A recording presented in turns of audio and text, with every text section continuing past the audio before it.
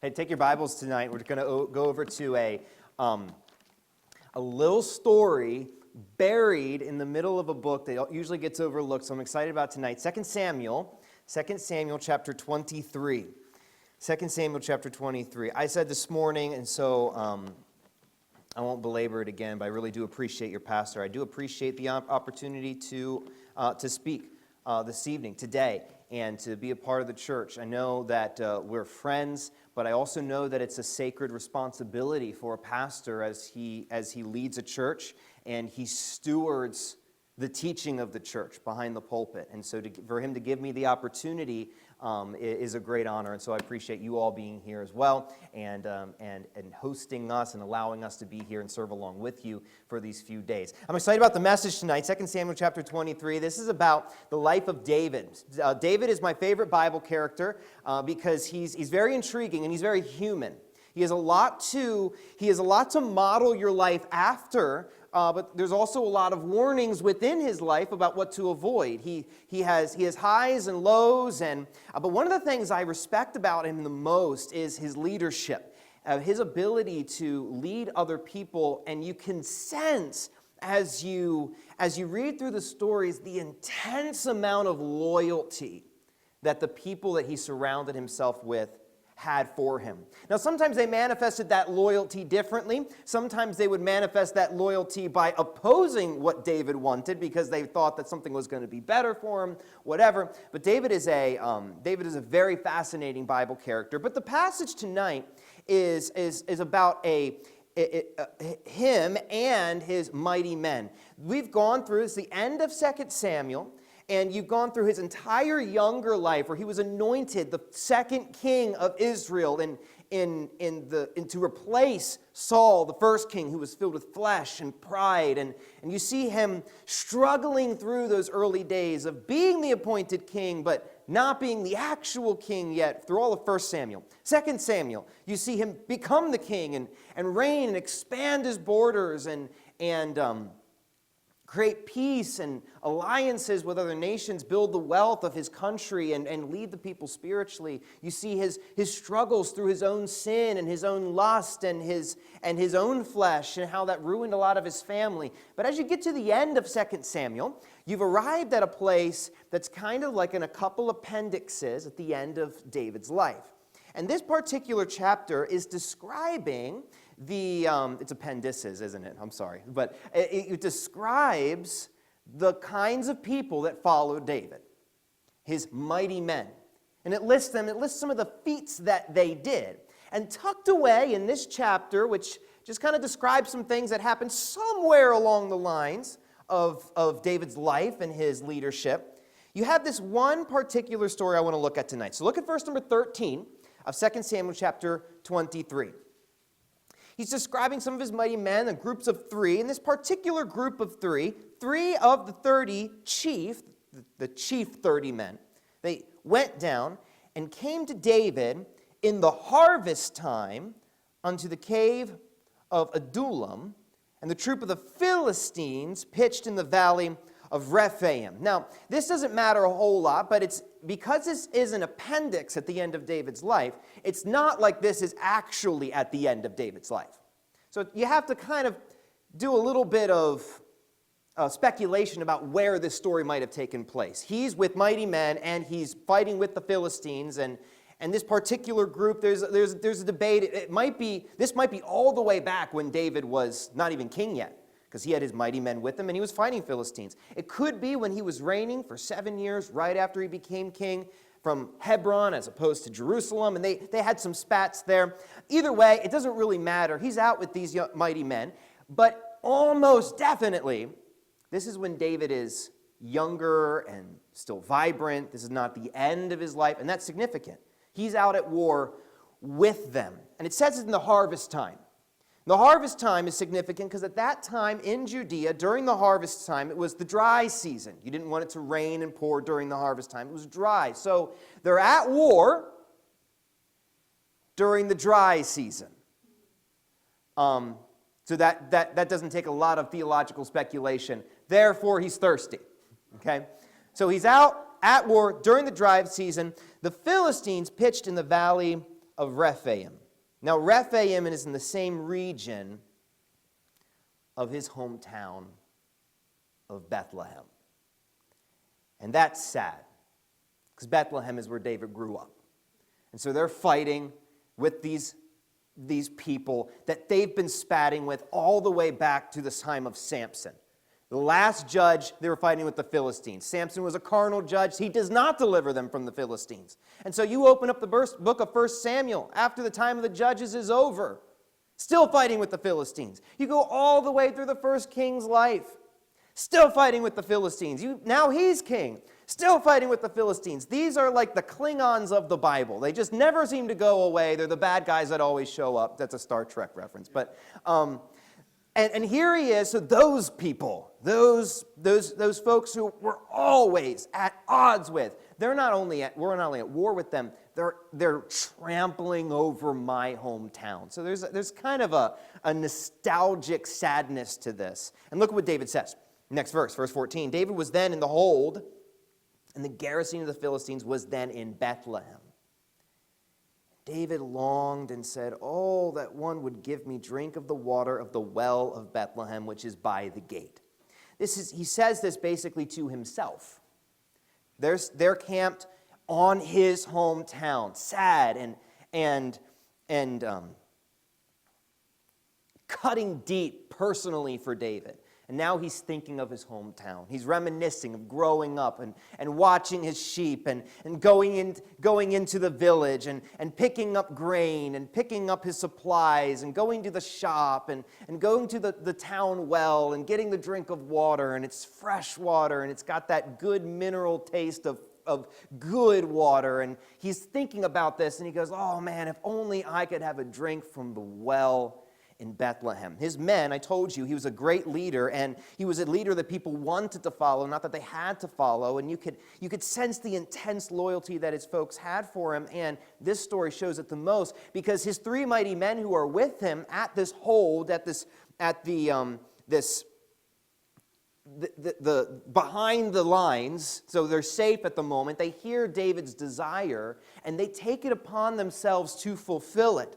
Verse number 16, so three of the mighty men break through the host of the Philistines, and they drew water out of the well of Bethlehem that was by the gate. And they took it and brought it to David.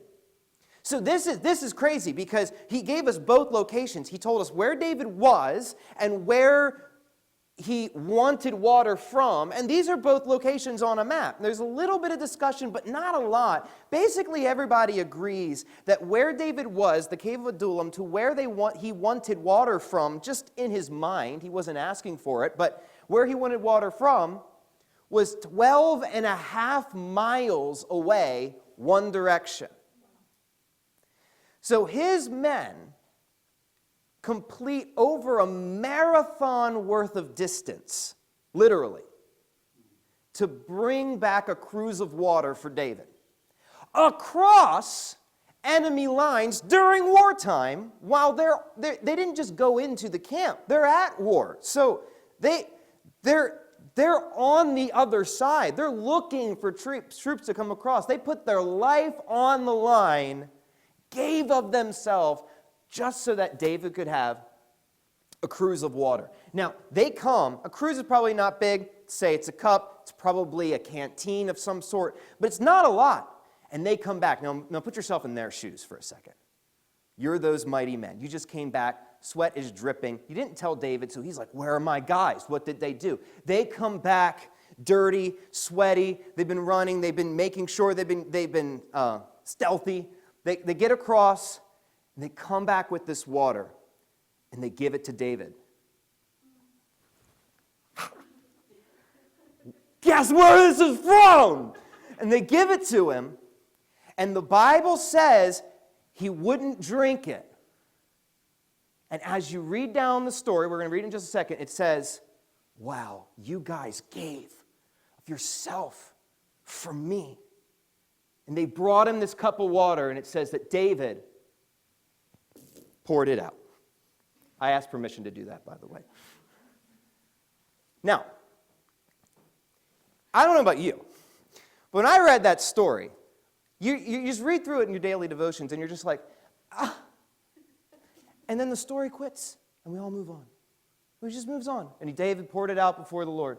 And then the next three mighty men. And you're like, oh, well, can we go back to that for a second? Because it hurt. It hurts to read.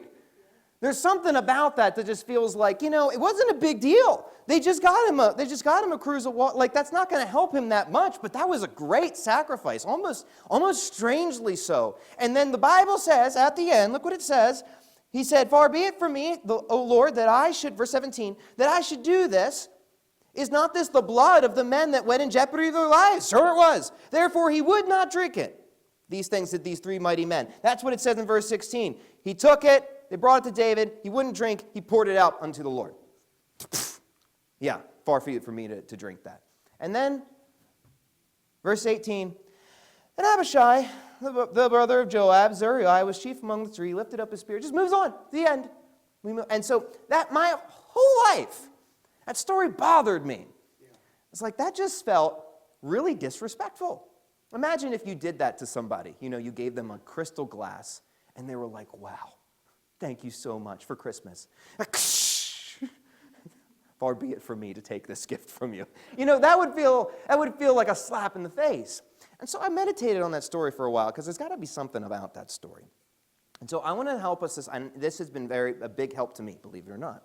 I want to help us with why this story is so difficult to understand. And I think the best way to understand it is when we redefine three principles in our mind the way that God does.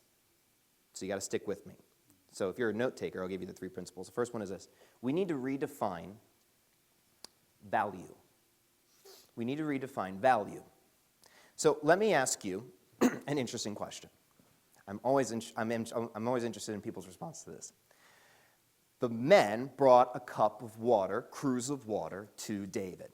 Water is probably about as the least valuable thing that you could think of every day. You're going to drink a cup of water every day.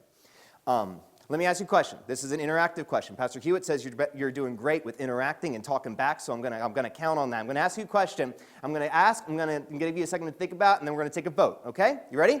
You ready for the vote? Here we go. Was the cruse of water that the mighty men brought more valuable because they risked their life for it? Think about it for a second. Okay. How many of you think that the cruse of water, because they went across the enemy lines and they brought it back, how many of you think it is more valuable now? How many of you think it's not? Okay, everyone's went with the crowd, every single person here. Well, here's the thing. It's not more useful than a regular cup of water. Right. This isn't Disney, okay? It didn't get endowed with magical powers because of the power of love and sacrifice. The magic tear at the end of the Disney movie, because we can't let the main character die. So the teardrop falls on their cheek and they sparkle and they live and they all live happily ever after. This hasn't become healing because they gave of themselves, so now the water is more special. It is just a cup of water. It's true. So it's not actually more valuable than it is. But of course it's more valuable because something was sacrificed for it. In fact, that's what David says. Is this not the blood of my men? Now, was it the blood of his men? No, but it represented that because that's what they were willing to give for it. My dad and I are about as different as you can possibly be. The Hewitts laugh because they know my dad. My dad, one of the ways in which we're different, and this is one of the ways that Pastor Hewitt and I are the same, so we chuckle about this. So my dad is a keeper, and I'm a throwawayer. If I have not used it in the last year, and I cannot think of a single use for it in the next year, then it will be okay if we get rid of it. I will swallow the one or two objects where I'm wrong about that and buy another one than about the 57 that we kept because maybe, every single year something happens. We'll have like a yard sale or something like that. Every year we do a yard sale for our teenagers because they go on a trip and it's a really easy. I hate it so much because I hate clutter, but it always raises the money we need to for all of our teenagers to go on their trips. So we do it,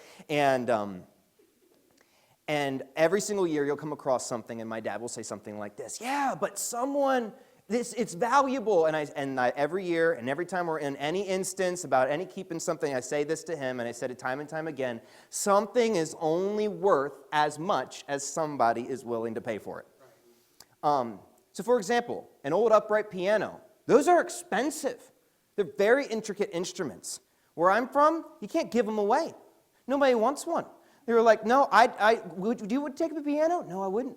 It's extremely valuable. Not if nobody wants it. Yeah. And yet there are tiny pieces of shiny cardboard across this nation that have animals pictured on the front. People pay $10,000 for an original Pokemon card. Why? It doesn't do anything. But it's valuable because somebody is willing to pay for it, right? So a lot of people will look at what they have in their life, and they'll say that it's not valuable. Well, it's valuable as much as somebody's willing to pay for it. We had a little girl. We had a little girl that was that is still in our church. The Martin family, they have a few little girls, cute as can be. One of them, their little girl's name is Felicity, and she would bring this stuffed bunny everywhere she would go. Everywhere she would go. It was dirty, it was gross, it was losing its hair, but it's a little girl stuffed bunny. One day they got home from church. No stuffed bunny. Well, she was in shambles about this stuffed bunny. So they're calling, the parents are calling around. I think we left it at church. They're calling their friends. Maybe they left it at work, and they're trying to find the stuffed bunny. They get on Amazon to see if they can buy the exact same one, but everyone knows that doesn't count because it has to be the one that's missing the eye and missing the patch of hair from the back. It's got to be the same one. And so why would they put so much time and effort and investment into the stupid stuffed bunny? It should be thrown away anyway because it mattered to her. So it was valuable. Isn't that interesting? It was valuable because of what it meant to somebody. When our children give us things, they're not valuable. My son can't draw worth a lick. He's not a good artist, and none of our kids are either. They come home and they're like, look what I drew. It's not good. No one wants. It's not, you can't draw on the lines. They don't know how to color. They're not artists. But why is it important to us? Because of who it's attached to. It is value because of what it means, not because of what it is. Now, why is that important? What we do, a lot of people look at our life, and we say, my life isn't valuable because of what it is. Now, first of all, if God created us, and God doesn't make junk. I am fearfully and wonderfully made. Marvelous are your works. And so that's true. However, something is worth as much as somebody's willing to pay for it. You were just in 1 Peter recently. What does the Bible say about us in the opening of 1 Peter? He says this, as much as he has called you to be ye holy in all manner of conversation, because it's written, be ye holy, for I am holy. And if ye call on the Father, who without respect of persons, judge according to every man's work, pass your time of your sojourning here in fear. For as much as ye... So spend your life with deep respect for its importance. Pass your time with your sojourning here in fear, for as much as ye know that ye were not redeemed with corruptible things, as silver and gold, from your vain conversation received by the tradition of your fathers. He goes on, you were redeemed by the precious blood of Jesus Christ. He says, take the time you have seriously because Jesus shed his blood for your life. And your life matters because it's worth something to somebody. Value. And by the way, just as a side note, just as much as your life matters to the Lord, so do the people around you that you meet. Paul is telling the church, the elders in the church of Ephesus in Acts chapter 20, he says, take heed to yourself and the flock which he's purchased with his own blood. He says, take care of your church family because Jesus shed his blood for the people that are around you. So they matter to the Lord, so treat them accordingly. So why do we struggle with the whole concept at the beginning? Why was it valuable? Well, we see value as something that's worth something to somebody. David saw it there. We should see what we have accordingly. Let me give you the second principle we need to redefine. This is where it really gets into the meat of the message. We need to redefine value. Number two, we need to redefine waste. We need to redefine waste. So, what bothers us the most about the story is not our misunderstanding of whether or not the water was important. We started with that, and I think that was valuable. But what bothers us about the story is that he pours it out. And we think, wow, what a waste. Not because he lost a lot, but because since we do realize it was valuable, what a waste it was that he did it. That's how it feels, doesn't it? So let's ask an honest question. What, at that point, they went across enemy lines, terrible sacrifice for a very small amount of outcome, to be honest. They come back with the cruse of water, they give it to David, and they say, oh, we brought this home for you. What would make the story not feel like a waste? If he drank it himself. If David was like, oh, thank you, and he drank the water, and then the story ends, we would have been okay with that. So let's evaluate that for a second. A tremendous sacrifice for something very small, and we're going to get to that at the end of the message, feels less wasteful if David had just swallowed it himself. So, to make this story make a little bit more sense, I want you to look back at the verse 16. They brought the water, look at the end of the verse, brought it to David. Nevertheless, he would not drink thereof, but he poured it out. What are the next three words? Unto the Lord. Now, for the longest time, I just read past that because it's the Bible. You're supposed to throw the Lord's name into the middle of the verses here and there. That's just how it felt. I was just under the impression that before the Lord just meant that like God saw it, like he sees everything. God saw like, oh yeah, David did that, and we moved on. That's just kind of how it felt to me. But that's not actually what that means. Before the Lord, he's referencing something that the Jewish people would do. One of their many sacrifices that they had in the law, one of them was called a drink offering.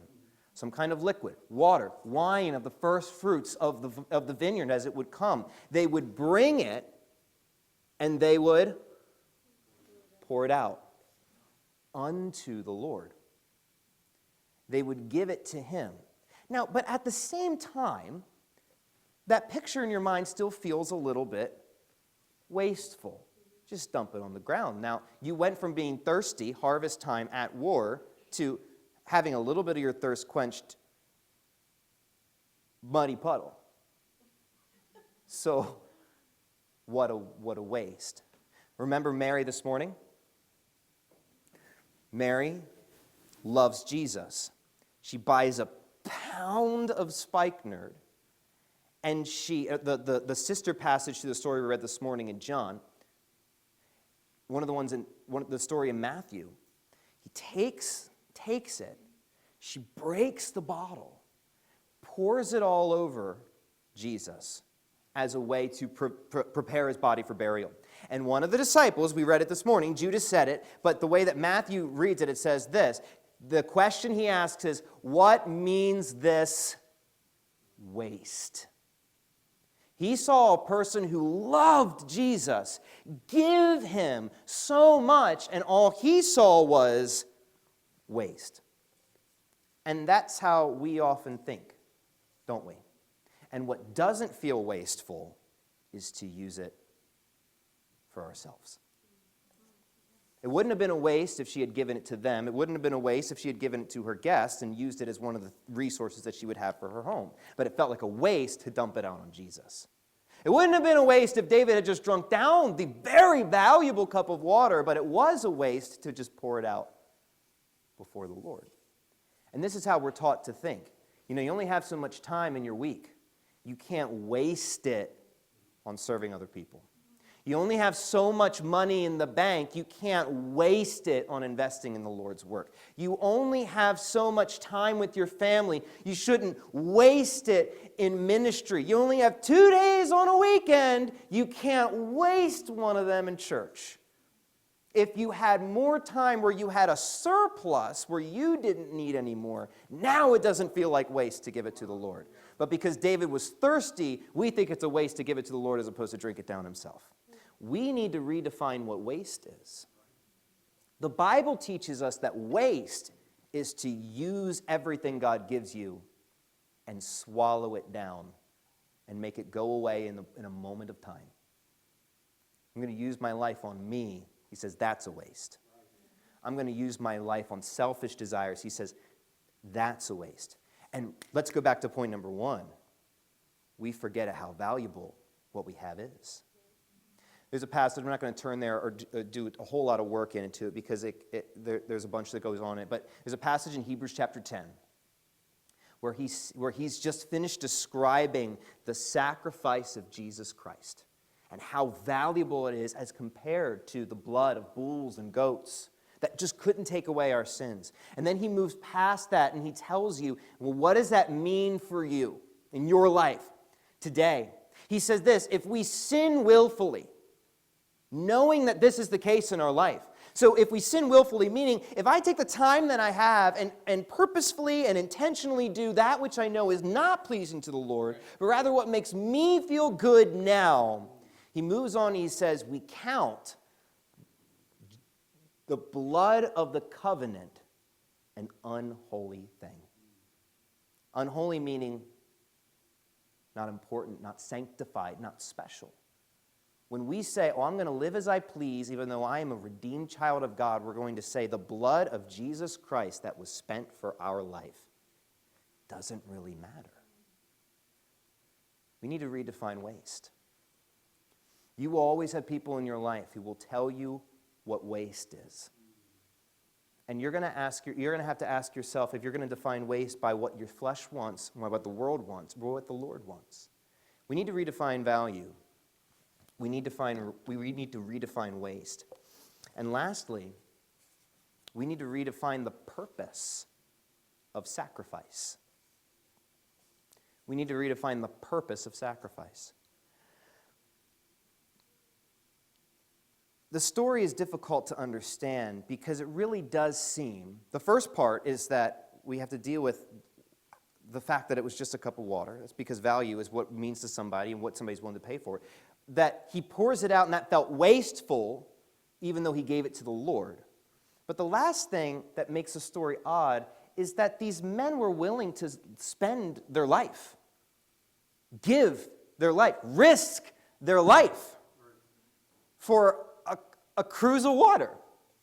These were, remember, this is in the list of David's mighty men. And he describes the actions that they took of valor. David's men were not idiots. They won wars. One of the three here is Abishai.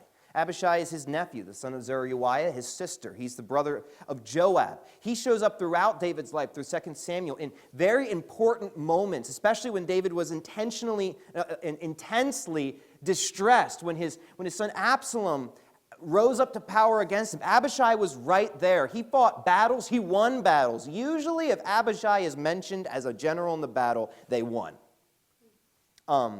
These were very wise warriors. And yet, they risked this battle just for a cup of water. But why did they do it? Because it wasn't about the outcome of what they did. Let me completely rewrite the story in a way that would preach easier.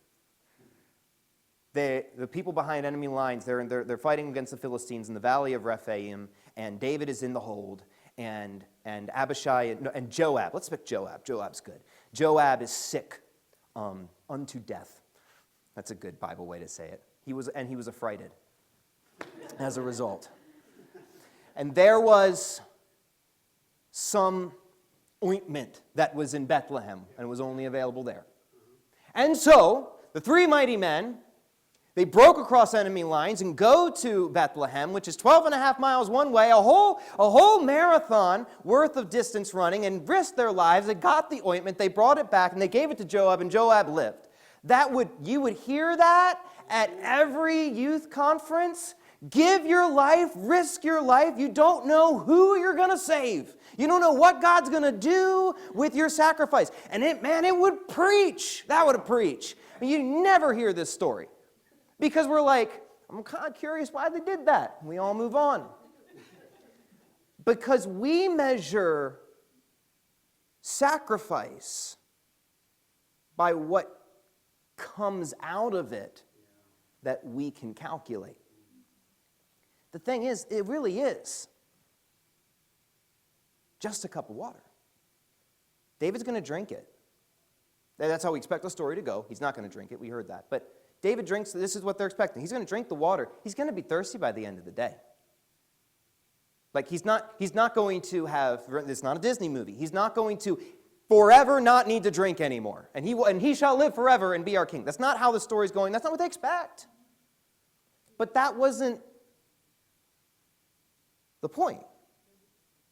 The point of them risking their life was not because their gift was valuable, but that David was valuable to them. And them risking their life, honestly, you see the value that David was to them, not because the outcome of the sacrifice was so big, but because it was so little and they were willing to do so much for it anyway. Because David was valuable. And that's what got communicated. See, our issue is we think, maybe our issue is not that we don't think that our life would be important, or not that we don't want to give to the Lord. And maybe not because we don't think that He's worth our life. We just might think that our life isn't worth it. And what we do for God isn't going to matter, and therefore we don't give it. Well, it's just a cup of water. A lot of us think that the sacrifices in the Old Testament were all required. And that's just not true. When you open the book of Leviticus, which starts and it's a lot of work to read through it, but it starts with all the sacrifices that the people would give. Out of the 5 sacrifices that they describe, only 2 of them are actually required under certain circumstances. You have the guilt offering, and then you have the trespass offering. One of them was when you sinned against the law against the Lord. Another one was when you sinned against the law against somebody else, and ultimately to the Lord as well. And there was ways to make your relationship right with God and make your relationship right with others. Those were required sacrifices. Several of the sacrifices, like the peace offering and the meal offering, they were not required. They were ones that you could give because you were thankful. And he says, you want to be thankful? This is the way to do that. You didn't have to, but you were able to. Well, why would you bother? Because it wasn't about what got accomplished because of it. It was because we think God is valuable, not that this was valuable to us or to me. Now, you would say, man, that's hard. That's hard, Brother Nathan. I just don't understand it. Of course you do. Of course you do, because we do this all the time. How many of you are married in here? Ladies, you have a ring. When your husband wants to show you that he loves you, he gives you a diamond ring. Why a diamond ring? Why a ring of a precious stone even? Well, because it's pretty. No, that's not it. Because technology has gotten way better. You can go to Walmart and buy one that almost looks the same. Probably wouldn't know. If you told somebody it was a diamond, they'd probably believe you at a glance. $20, easy. It's not because of the completely unique, unable to be imitated look. That's not why. Well, because diamonds are the hardest substance in the earth. Who cares? What woman is out there like, oh, I'll cut that piece of steel. I got the hardest substance in the... It's usually set in gold, which is notoriously one of the softest metals. Why do they put the hardest substance on the earth inside of one of the softest substance on the earth? Because gold is valuable. Your diamond is valuable. Why does a man, when he wants to ask a woman to marry him, why does he give her something that has no practical value at all and is extremely expensive? Hundreds, thousands of dollars even. Why? It's not a piece of property where she can live and be more comfortable. It's not a piece of technology that's going to make her life more organized and more beneficial. It's not any tool that she can use in order to do more things that she could do before. It has no practical value. So why is it that all of us completely understand why we would go out and spend thousands of dollars on something that doesn't do anything? Because it's not about what it does. It's not about what value we bring. It's about who we see is valuable. I give this to you not because this is valuable, because you are. And that makes total sense to us.